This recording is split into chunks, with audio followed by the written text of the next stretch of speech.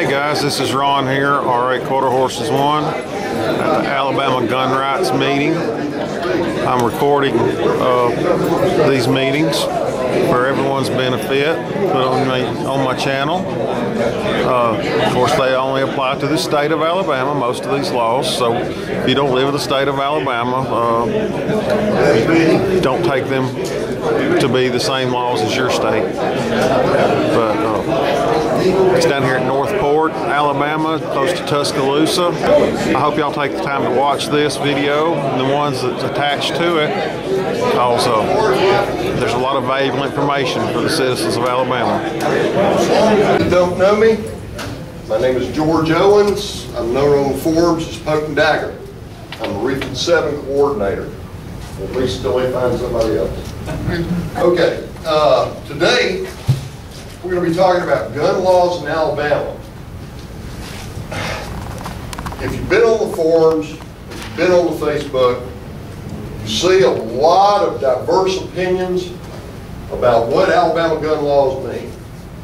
I'm hoping that we're going to clear up some of the misconceptions, some of the ambiguity that is in the statutes, so that when you leave here today, you're going to have a more fuller and a clearer understanding of not only what the laws are in this state, but also what your rights are as a citizen of this state. We all know the United States Constitution. Well-regulated militia being necessary to the security of a free state, the right of the people to keep and bear arms shall not be infringed. Means that you have a right to a gun. But what came first before your right to bear arms? Well-regulated militia being necessary to the security of a free state. That is the federal's purpose for you having a gun. In time of national emergency, they want to be able to stand up on a podium and say, you, get your gun, come on. The last time that a militia was used by the United States government was during World War II. There were coast watchers. None of them ever saw combat, but the home guard, just like in England, was there. If the war had gone the wrong way, and England had fell, and France had fell, and Europe had fell, and Russia had fell, does anyone here have any doubt that Hitler's next target would have been the United States? Does anyone here doubt that with our resources, with our vast wealth, with our lands, with our industrial capacity, does anybody here have any doubt that sooner or later, on the horizon of the Atlantic and on the horizon of the Pacific, that we would have been looking at ships flying the swastika and flying the rising sun? If you have any doubt, erase it. I guarantee you that was part of the plan. They were saving us for last. What most people don't know is Alabama Constitution, Article 1, Section 26. I don't know how familiar you are with the history of the United States Constitution, but we had a Constitution before we had a Bill of Rights. They wrote the Constitution, what the President does, what the Congress does, what the Senate does. They wrote all of that, and then they sat back and said, hey, wait a minute, something's missing. We didn't fight this war to create another monarchy. We didn't fight this war to create a new, abusive, omnipresent government. We fought this revolution because of the abuses that we suffered at the hands of the British. Therefore, we need to forever enshrine the rights of citizens. And so they wrote them. In Alabama, we weren't even a state. We weren't even a territory when the first Constitution was written. So when it came time for Alabama to become a state, what is the first thing that our founding fathers did? The first thing that they did was they wrote Article 1, which is Alabama's constitutional Bill of Rights.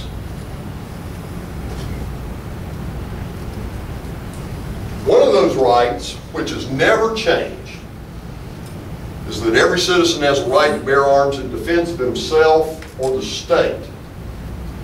Now, does anybody see the difference between the federal right and the state right? Who comes second in the state right? The state. The primary purpose is to allow a citizen to bear arms in defense of himself. The state is an afterthought. In the Fed, it's the forethought, because the Fed is always concerned about insurrection. They're always concerned about invasion. They're worried about wars and conflicts and foreign relations and international trade. And so they wrote theirs to facilitate the federal purpose. We wrote ours to facilitate the purpose of the citizen. The laws that relate to guns in the state of Alabama are found in Title 13A, which is the Criminal Code, Chapter 11, Article 3, and there's two divisions. We're going to be focusing today on Division 1. We all know 13A 1150. This is the reason why we have pistol permits, except as otherwise provided in this code. Now,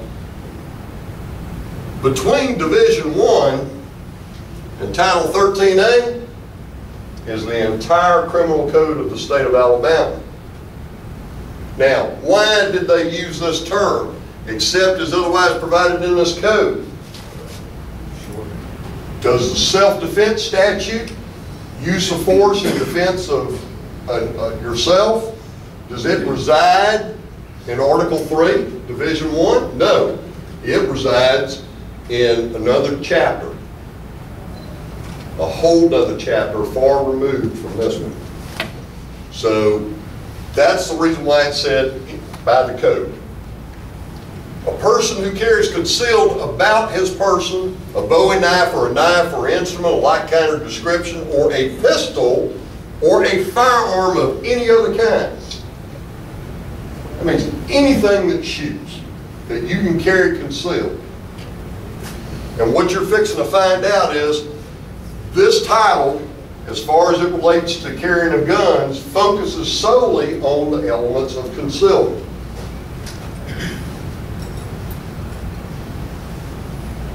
This one we hang our hat on.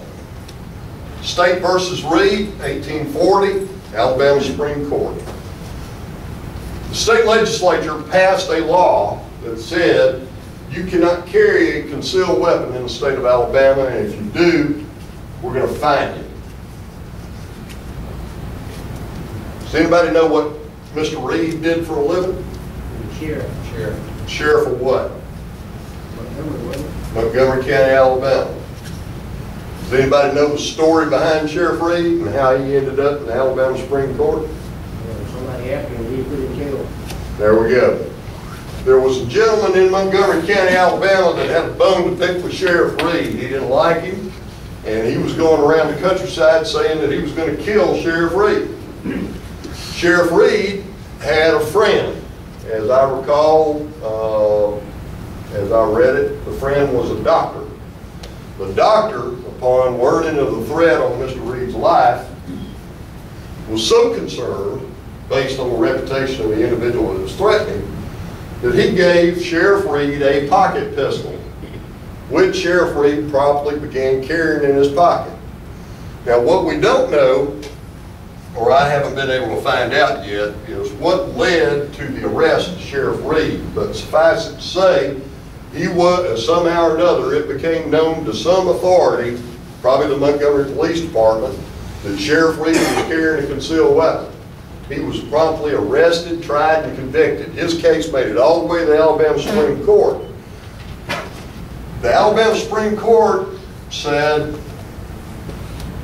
you do have a right in the state of Alabama to carry a gun, but you must carry it openly. can't carry a concealed weapon because the state legislature has prohibited carrying a concealed weapon. So the most appropriate expression of the Article 1, Section 26 right is for you to open carry. From 1840 until like about 1948, 49, sometime in that time frame, Alabama did not have a state statute that authorized anyone to issue a pistol permit. Let me tell you how they got around that. If the sheriff knew you and the sheriff liked you, you got a set of creds. You got a sheriff's deputy's badge and a sheriff's deputy's ID card. You were duly appointed as a special deputy. This happened for many, many years. I first went into law enforcement roughly in around 1980. At that time, that was still going on. If you were a campaign contributor or a golfing buddy or someone in the community and you went to the sheriff, he would give you a badge and an ID card. That was your pistol permit, even though Alabama at that time already had a pistol permit statute. That is now no longer the case, because to be a reserve auxiliary sheriff's deputy, you must attend minimum standards training. And it is a lengthy course, and it takes time, and it takes money, and sheriffs usually don't spend money to train their good buddy. You know, no matter how many times they go fishing or whatever. So now, your only resort if you want to carry a concealed weapon is you've got to have a permit. This court case has never been overturned. Can anybody tell me a recent court case in which this case was quoted? Heller versus DC. The United States Supreme Court, this case is mentioned. This one is a bugaboo. This is the most misunderstood, misenforced, totally obnoxious statute in the entire code. Except as otherwise provided in this article, no person shall carry a pistol about his person on a premises not his own or under his control. There's no ambiguity in that. But the statute starts with except as otherwise provided in this article, which means that an officer that encounters an individual who is in possession of a firearm has to make a very complex examination of the situation that he's confronted with before he can determine whether or not the individual is violating 52. He has to look at the entire article. He's got to look at 50, 51, 53, 54, 55, 59, 73, and 75 before he can even reasonably conclude that a person has violated this statute. 13A1173 is the pistol permit statute. It says no person shall carry a weapon in a vehicle, concealed, or on or about their person without a license thereof. This is the case. You don't need to go any further to understand the relationship between 50, 52, and 73 than this case right here. CDJ versus State. This is a 1997 case that found its way to the Alabama Court of Criminal Appeals. CDJ was a juvenile, meaning he was under 18 years of age at the time of his arrest. Aside from reading the minutia of the opinion, what it basically says is failure of the state to prove that a juvenile did not have a valid pistol permit resulted in insufficient evidence to adjudicate the defendant as delinquent.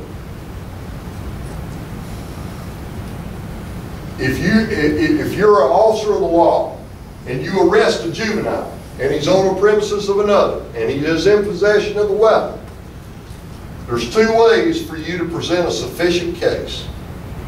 One, you have to prove that the person was under 18 years of age, which means that they cannot possibly be issued a pistol permit. Or number two, you have to produce the sheriff or some document from the sheriff that says he didn't issue that individual a pistol permit. Then you get the adjudication of juvenile delinquent. But it gets even more interesting when you remove the juvenile aspect and you do it with an adult. On the website, if you've been to the forum page and you have looked at the case in Andalusia, this was a case that was brought in municipal court. The defendant made a motion to dismiss his case, and the judge granted the motion. The defendant was charged with carrying a pistol openly in a Walmart. He was not carrying concealed. He had a valid permit issued by the sheriff of the county.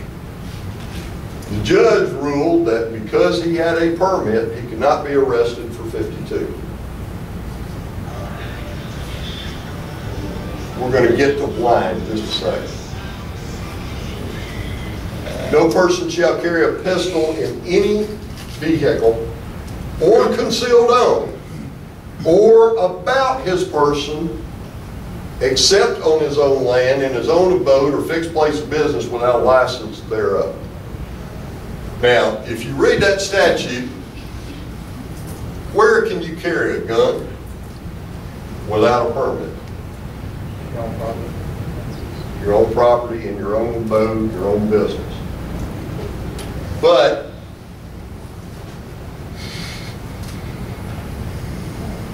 can't carry it in a vehicle. Concealed on your person, and then it says, or about his person. What is the legal definition of or about your person?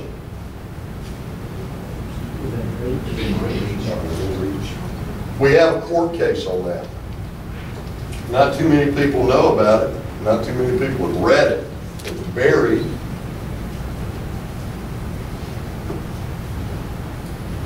About the person must mean it is so connected to with the person that the locomotion of the accused will carry the deadly weapon with him.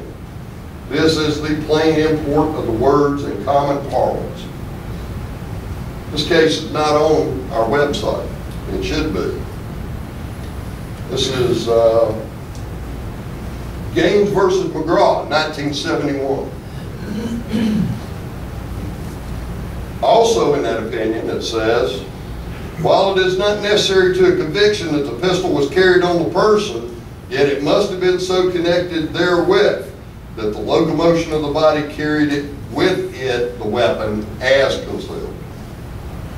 So, I'm open carrying today. Is this weapon attached to me? If I go into locomotion, is it going with me? Am I in a vehicle? No. Am I carrying a concealed weapon? No. Therefore, open carry is on or about the person. Can I ask a question? Yes. Can you have a gun in a boat? No. Not without a permit. Without, like, a pistol The permit? Alabama Marine Police will tell you this is the question, and I put it to the Alabama Marine Police. I've got a good friend that works for them. Under Alabama law, a boat is considered a vehicle. I asked, well, I've got a sea ray, I've got a bedroom in it, I got a kitchen in it, I got a sofa in it. That's my house on the water. Don't matter. No different than a mobile home, no different than a trailer, hooked up on a fifth wheel. If it's movable, the laws change regarding what you're required to do. So if you are in a boat, whether you're open carrying or concealed carrying, you need to have your permit with you. You carry a permit. You carry it. But you can take, like, a 22 to shoot the cottonmouths when you're fishing? Sure, as long as you got a permit. That's only for a handgun. It's only for a handgun. Now you can have, You have a rifle or a shotgun. You can take your little favorite 22, So you can take a 22 rifle in a boat, take a 22 rifle in a boat. and when you're you take a fishing and 12 you see all gauge. those cottonmouths, and you can shoot them, and you do not get a ticket or get arrested. Now, that ain't you just threw me a curveball and you didn't even know it. I'll give you an exception to that. There is an exception to that. There is a game and fish regulation which says you may not take game within a certain distance of a fresh drinking water supply. State's not named. What does that mean? That means that if you're in your boat, and you're tooling down the river and you see Bambi on the bank, don't shoot Bambi. No, I'm talking snakes. On the Warrior River in Utah, snakes. You know what? I'm going to plead ignorance to your question. I can promise you, because of my natural instincts towards snakes, you would, if I was carrying a badge and a gun and I seen you shoot a snake, you're not going to get a problem on me. And when I've got a minnow in the water and over there is a big old coiled up cottonmouth. I'd tag him myself. I give you a little bit of information on this, and I know it's not completed. First of all, if you're from Tuscaloosa, like Lake Tuscaloosa, that was built by the city, is considered a public park. They don't allow alcohol out there or whatever, so the city officer catches you out there, I'm sure no firearms are going to be allowed in a public park. As for the Warrior River, Utah, or for their core impoundments, they do a lot of duck hunting on these things.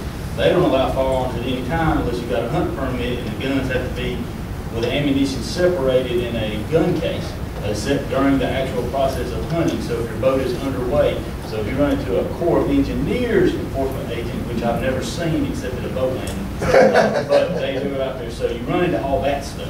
Yeah. That's the state law, we're good to go, but you run into all these other things, and how the federal government, I guess by us accepting tax dollars to build the dams, having both a agency that can regulate what occurs on public water is beyond me. But Yeah, I can also tell you another thing that'll get you in trouble. Down, as you're going down the 10-ton waterway, you're going to encounter a number of chemical plants. You're going to encounter a number of power production facilities.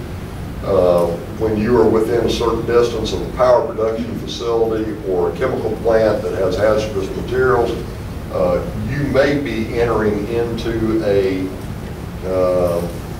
area that has been designated as a security area that is part of the curtilage of the plant itself.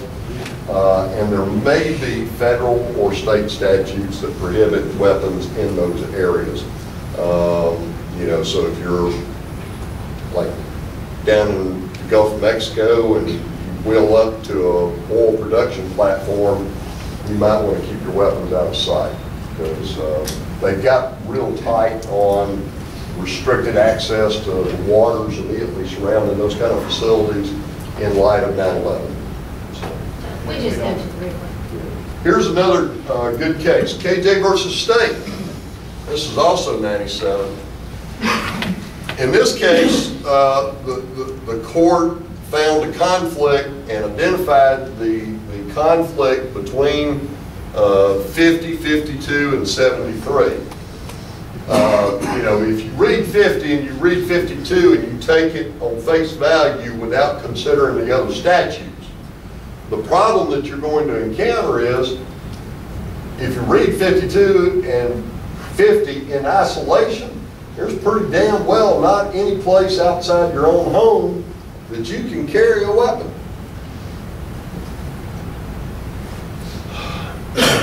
Here's the exception, 473. But 73 doesn't prohibit carrying an unconcealed weapon. Does 73 apply to 52 if you're open carrying? My opinion, and this is my opinion alone, some of you may choose to adopt it. I'll send you a cookie. But if you do, understand this. When the sheriff issues you a pistol permit, that pistol permit allows you to do three things. It allows you to carry a gun in a vehicle. It allows you to carry a gun concealed on your person. It allows you to carry a gun on or about your person. Well, the term "or" is an option. It's not an inclusive term, it's an exclusive term.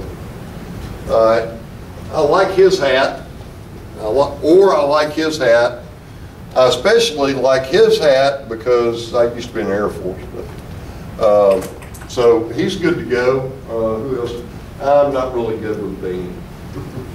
But if I had a choice of wearing this hat or this hat or this hat or that hat, can I wear all four hats at the same time? Sure. I'd look like a jackass is what I'd look like.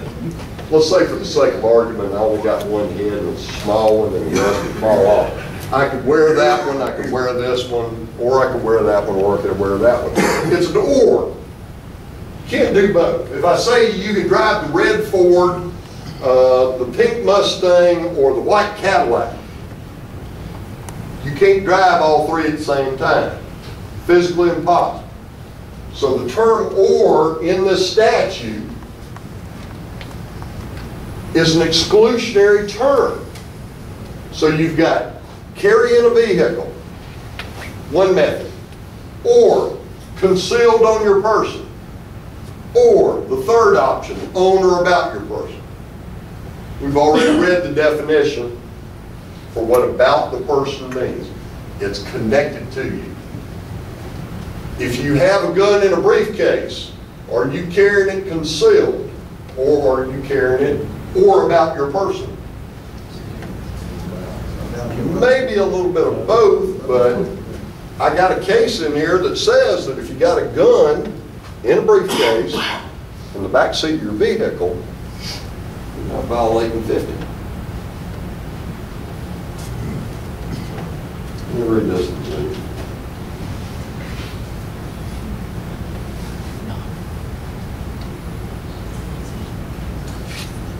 Ladd versus State. A weapon may be considered concealed when in a handbasket. Smith versus State. The fact that a weapon is not seen by one person but may be seen by others does not amount to concealment. Unless a weapon can be seen by an ordinary casual observer, it is concealed within the meaning of the section. That's Driggers versus State. Proof that a defendant had in his possession a weapon is not proof of carrying concealed weapons, but is only preliminary evidence which will warrant a conviction under this section. In other words, you've got to prove something else besides possession of the weapon. Here we go. Literal versus State. 1997. Man, I'll tell you what, they were popping people right and left in 97. Defendant did not carry a weapon concealed about his person by having pistol in briefcase and backseat of vehicle which he was driving. Now, if I was outside the vehicle and I was carrying a briefcase in my hand, yeah.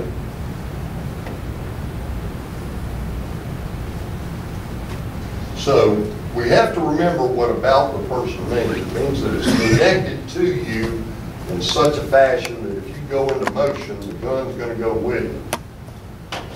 So what is it considered if it's in the back seat of your car and a briefcase? What is that term? It's not considered concealed about your person if you don't have immediate access to it. But it's still a violation of 73 if you ain't got a license. Still a violation of 73 if you don't have a license. I got two questions real quick. Okay, the first one, I got stopped by county. I open carry. Right. I had it on my side. Right? He told me when I step into a vehicle that it must come off my side in the glove box. No. If you get into a vehicle, whether you have it on your side, whether it's in the back pocket in the door, sitting on the passenger seat, in the center console, the glove box, under the front seat, whatever, if it is in that interior passenger compartment, you need a permit. You know, you can open carry in a car. You know, I can go out there right now, get in my car and go. But while I am open carrying, I am also In a vehicle. in a vehicle. So you still need to have. So I gotta have a permit. What if it's in the trunk? Trunk is not part of the passenger compartment of the vehicle. You do not have immediate access to the weapon. If you don't have a permit and you're transporting a weapon in a vehicle that is a handgun, What if you have a shotgun? That was my next question. there's no state statute that forbids long weapons in vehicles. Is that- I've got a shotgun rifle rack on the back of my truck seat. I keep a shotgun and a rifle in the back of my truck. Yep. The same sheriff told me I could not carry in the back of my truck. It had to be like in the trunk or in a locked gun case. I want to know the statute, because I've read this code back and forth, and I don't see any statute that prohibits a long gun in a vehicle. So it is legal to carry in a rack in the back of your truck. Yes. Is that loaded or unloaded? I mean, if there's no statute about carrying a rifle in a vehicle, what difference would it make to the loaded or unloaded? Now, I will say this. When you carry a gun, we all recognize that this is a critically important decision that you're making. It is an awesome responsibility. You have on your hip the power to kill. You have on your hip the power to maim. You have on your hip the power to wound somebody that you don't intend to shoot. We are civilly and criminally liable for everything that comes out of the barrel of our gun. If I mean to shoot him and I hit Jason Tully between the eyes, but I was aiming at the man in front of him, I am probably going to be charged by the grand jury with criminally negligent homicide. Not to mention that Jason's wife is going to sue me for every penny I ever had, every penny I ever will have, and I will die poor and ashamed. So, if you're going to carry a gun in a truck or any kind of vehicle, and you're going to carry it loaded, make sure that your weapon is protected in such a fashion that, you know, if you hit that pothole, it's not going to jar your trigger and end up blowing a hole in your buddy's head or killing somebody in the car next to you at a red light. So, you know, I've got a Savage 308 rifle. I frequently carry it in my expedition, but it's got a pretty sensitive trigger. I've actually bounced it and had the trigger, the hammer fall. Fortunately, because of Savage's foresight, I've got a little gizmo on there that blocks the hammer until I pull the trigger, so the gun's not going to fire. So yeah, I would carry that kind of weapon. If you're going to carry a loaded rifle or a loaded shotgun, you might want to consider carrying one that has a pretty effective safety function, or simply carry it with the gun loaded but a round not chambered and the hammer down. This is an interesting case. This is from Baldwin County, Alabama. Morris versus State. This is in 1977. Mr. Morris was walking in the town square in the city of Bay Minette. He was observed by a Baldwin County Sheriff's deputy who immediately attempted to arrest him for carrying a weapon. Apparently, Mr. Morris knew a little bit more about the law than the Sheriff's deputy did, because Mr. Morris resisted arrest. He was, in fact, indicted by the grand jury of Baldwin County, charged not with carrying a weapon, but he was charged with resisting a lawful arrest. Gets up to the Supreme Court. They said, The state failed to prove the arrest was lawful. In fact, it was not lawful because he was not carrying a concealed weapon. Now, the one thing that I haven't figured out, haven't been able to find out, was whether or not Mr. Morris had a permit to carry concealed. It is to be observed that this law prohibits carrying a pistol concealed or not in any vehicle, or concealed on or about his person, except without license thereof. It does not prohibit a unconcealed pistol.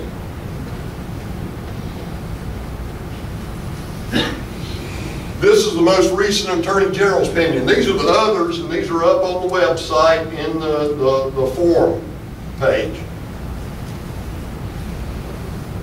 There was a city that wrote to the Attorney General and they said, hey, look here, we got these dog catchers. They got to go out, and whenever they go out, they're being attacked by dogs. Sometimes they're being attacked by dog owners. Can our dog catchers carry pistols without, like a police officer? Well, I don't know, last time I saw a dog catcher, he was wearing blue pants, black shoes, a blue shirt, had a little badge on it that said Animal Control Officer. You add a gun belt and a gun to that, you might be under the impression that individual was some kind of a sworn law enforcement officer. But animal control officers are not sworn officers. The AG took a look at the statutes, he took a look at the case laws, and that's what he came up with. You can carry a sidearm as long as you do what? Same thing as everybody else. But that appears only to apply to non-commissioned animal control officers. No, it doesn't. Officers may carry a sidearm if such officers follow the same procedures as any other citizen. I'm a dog catcher, I'm just like you. Always wanted. Okay. Well, now you know that if you ever become a dog catcher in your next life or another, you can carry a gun and stay downtown unless they screw up and change the law. Would we just eat them, or would that be against the game rule? Do what now? Against the game rule if you eat them after. You know, I was kind of hesitant to tell her that, I've been known to eat a snake or two. Oh, gosh.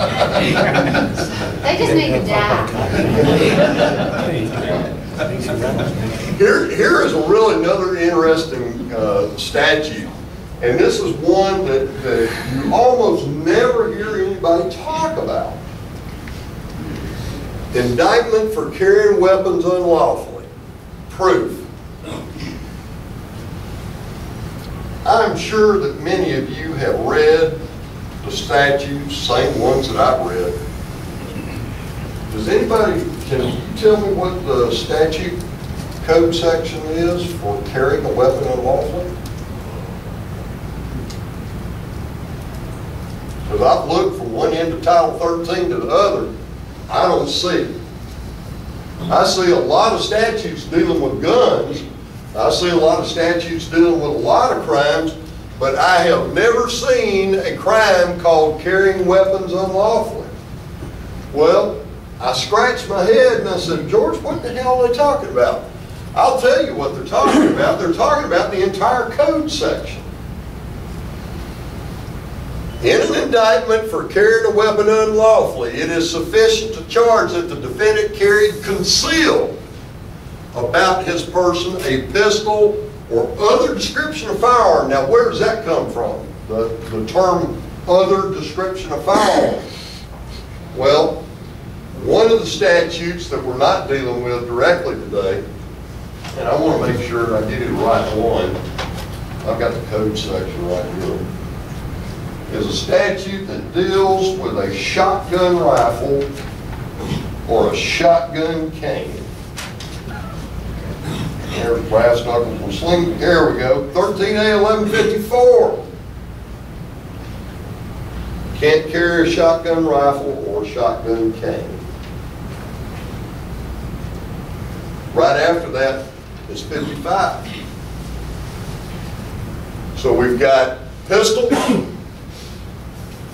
or other description of firearm on the premises not his own.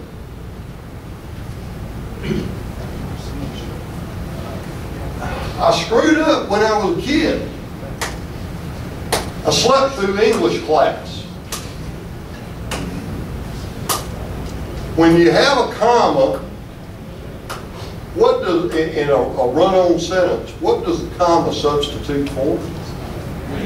By the rules of the English language?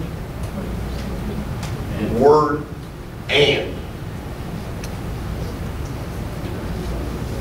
Now, the defendant carried concealed about his person a pistol and on a premises not his own. That's the exclusion to 52 for open carry without a permit. In order for a DA to be able to prove an offense, this establishes by statute the burden of proof that he must meet. Now, you can torture this any way that you want to. We got an or here. We got an or here. We got an or here. We got another or here. But we don't have an or right there. So if they did, you know, they bothered to stick all these freaking oars in the water, but then did not put one before on a premises not your own. So in the absence of an or in front of this phrase, this comma in this sentence substitutes for the word and. It only says that the defendant carried concealed about his person a pistol or other description of firearm. The weapon's got to be concealed. It doesn't matter if it's a bazooka. If you carry it openly, you can't be convicted under 50 or 52. Why would they ban, now, why would you want to conceal a shotgun cane or a shotgun rifle? Well, you wouldn't. It's already concealed. It doesn't look like a gun. The Alabama legislature has always had a prejudice against concealed weapons. They don't like concealed weapons. Why is that? Because if a criminal is going to commit a crime, he is going to do so with a weapon that he has concealed. He is going to approach you by stealth. He is going to approach you quickly. And as soon as he thinks he's close enough to strike, give me your money. So that's how it's going to happen. That's how it's always happened. From the time of Sheriff Reed all the way to today, people carry concealed weapons, commit crimes.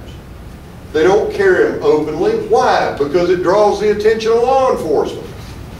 When I was a cop, if I was driving in certain neighborhoods and I saw somebody carrying an AK-47, he's got my undivided attention. Now, I may not just run right up to him and say, hey, bud, what's going on? I'm going to lay back. I'm going to watch you. The guy might be going to the range. Good people do live in bad neighborhoods. I don't know if y'all realize that or not, but good people do or are sometimes forced to live in bad areas of town.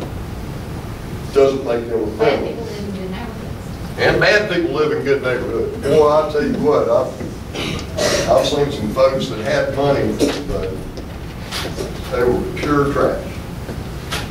So, think about this. Think about the absence of the operative term or in this sentence.